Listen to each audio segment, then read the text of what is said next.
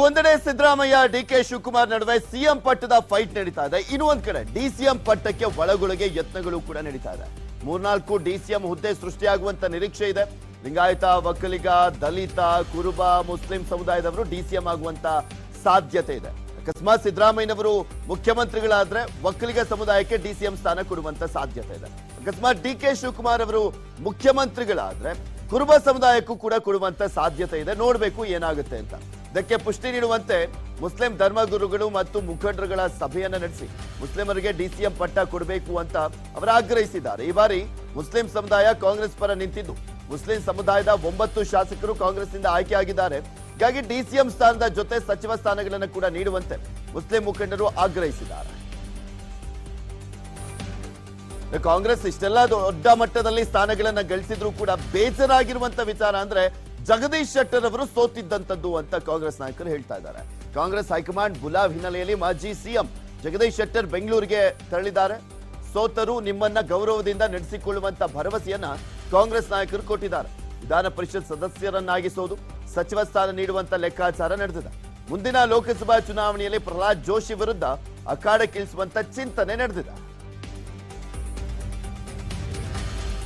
ಹೊನ್ನಾಳಿಯಲ್ಲಿ ಸೋಲನ್ನ ಅನುಭವಿಸಿದಂತ ರೇಣುಕಾಚಾರ್ಯ ಚುನಾವಣಾ ರಾಜಕೀಯದಿಂದ ಹಿಂದೆ ಸರಿಯೋದಾಗಿ ಘೋಷಣೆ ಮಾಡಿದ್ದಾರೆ. ಹೀಗಾಗಿ ರೇಣುಕಾಚಾರ್ಯ ಅವರ ಅಭಿಮಾನಿಗಳು ಅವರ ಮನೆ ಮುಂದೆ ಧರಣಿಯನ್ನ ನಡೆಸಿದ್ದಾರೆ. ಇದೇ ವೇಳೆ ಅಭಿಮಾನಿಯೊಬ್ಬ ಕುತ್ತಿಗೆಗೆ ಟವಲ್ ಬಿಗಿದು ಆತ್ಮಹತ್ಯೆ ಮಾಡಿಕೊಳ್ಳೋದಾಗಿ ಹೈಡ್ರಾಮವನ್ನ ಮಾಡಿದ. ಮತ್ತೋರ್ವ ಅಭಿಮಾನಿಯು ಕೂಡ ರಾಜಕೀಯ ನಿವೃತ್ತಿ ವಾಪಸ್ ಪಡೆಯದಿದ್ರೆ ವಿಷ ಕುಡಿಯುವಂತ ಬೆದರಿಕೆಯನ್ನ ಹಾಕಿದ್ದಾರೆ. ಸದ್ಯ ರೇಣುಕಾಚಾರ್ಯ ಅಭಿಮಾನಿಗಳ ಹೈಡ್ರಾಮಾ ಮಾತ್ರ ನಿಂತಿಲ್ಲ. ಕಾಂಗ್ರೆಸ್ನಲ್ಲಿ ಸಿಎಂ ಡಿಸಿಎಂ ಸಚಿವ ಸ್ಥಾನ ಪಡೆಯುವಂತ ಕುರಿತು ಚರ್ಚೆಗಳು ನಡೀತಾ ಇದ್ರೆ ಬಿಜೆಪಿಯಲ್ಲಿ ವಿಪಕ್ಷ ನಾಯಕನ ಚರ್ಚೆಗಳು ಜೋರಾಗಿ ನಡೀತಾ ಇದೆ. ಬಹುಮತದ ಕಾಂಗ್ರೆಸ್ ಸರ್ಕಾರವನ್ನ ಸಮರ್ಥವಾಗಿ ಎದುರಿಸಲಿಕ್ಕೆ ಲಿಂಗಾಯತ ನಾಯಕರಿಗೆ ಅವಕಾಶ ಕೊಡಬೇಕು ಅನ್ನುವಂತ ಕೂಗು ಕೇಳಿ ಬಂದಿದೆ.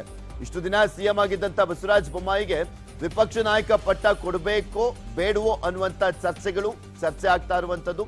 ಬೊಮ್ಮಾಯಿ ಅಲ್ದಿದ್ರು ಬೇರೆ ಯಾರಾದ್ರೂ ಲಿಂಗಾಯತ ನಾಯಕರಿಗೆನೆ ವಿಪಕ್ಷ ನಾಯಕನ ಸ್ಥಾನ ಕೊಡಬೇಕು ಅನ್ನುವಂಥದ್ದು ಬಿಜೆಪಿ ಆಂತರಿಕ ಅಭಿಪ್ರಾಯ ಅಂತ ಹೇಳಲಾಗ್ತಾರೆ.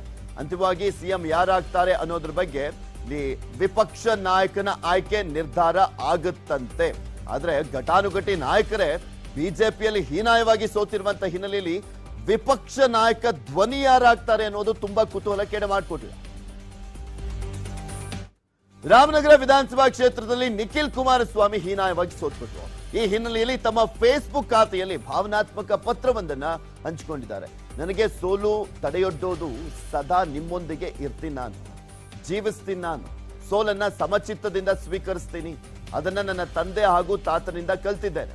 ಸೋಲಿನಿಂದ ಹಿಂದೆ ಹೋಗುವ ಜಾಯಮಾನ ನಮ್ಮದಲ್ಲ, ಮತ್ತೆ ಪುಟಿದೆದ್ದು ಬರ್ತೇವೆ ಅಂತ ನಿಖಿಲ್ ಕುಮಾರಸ್ವಾಮಿ ಭಾವನಾತ್ಮಕ ಪತ್ರವನ್ನ ಹಂಚಿಕೊಂಡಿದ್ದಾರೆ.